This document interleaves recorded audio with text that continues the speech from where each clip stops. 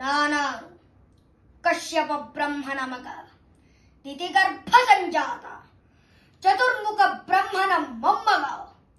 ವಿಧಾತನಿಂದ ವಿಧಿ ಬರಹವನ್ನೇ ಬದಲಾಯಿಸಿ ಮರಣವನ್ನೇ ಮೆಟ್ಟಿ ನಿಂತ ಮಹಾವೀರ.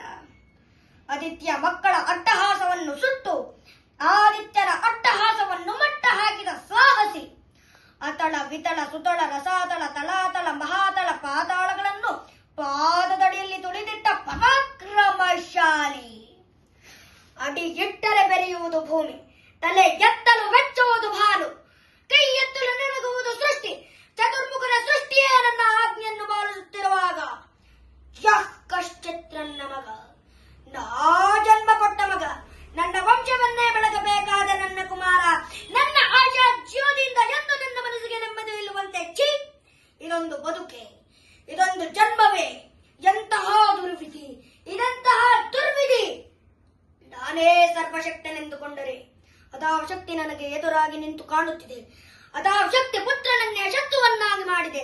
ಅದಾವ ಶಕ್ತಿ ನನ್ನ ತಲೆ ಮುಖವನ್ನು ಭಕ್ಷ್ಯ ಮಾಡಿ ತಲೆ ತಗ್ಗಿಸುವಂತೆ ಮಾಡಿದೆ. ಅವನೇ, ಆ ದುಷ್ಟನೇ, ಆ ನನ್ನ ಕುಲವೈರಿಯಾದ ಹರಿಯೇ ಇದಕ್ಕೆಲ್ಲ ಕಾರಣ. ಎಲ್ಲವೋ ಹರಿ, ಕಪಟಿ, ವಂಚಕಿ. ನನ್ನ ಮಗನ ಹೃದಯಾಂತರಾಳವನ್ನು ಹೊಕ್ಕು ಅವನ ತಲೆಯನ್ನು ಕೆಡಸಿ ಮಲವನ್ನಂತೆ ಅರಸುತ್ತಿರುವೆಯ. ನಿನಗೆ ಪೌರುಷವಿದ್ದರೆ, ಪರಮ ಪುರುಷೋತ್ತಮನೇ ನೀನಾಗಿದ್ದರೆ, ನನ್ನಂತೆ ನಿಜವಾದ ಗಂಡನಿಯಾಗಿದ್ದರೆ ಬಾ, ಬಂದು ನನ್ನ ಎದುರಿಗೆ ನಿಲ್ಲು. ನಿನ್ನ ಉದರವನ್ನು ಬಗೆದು ನಿನ್ನ ಕಣ್ಣುಗಳನ್ನು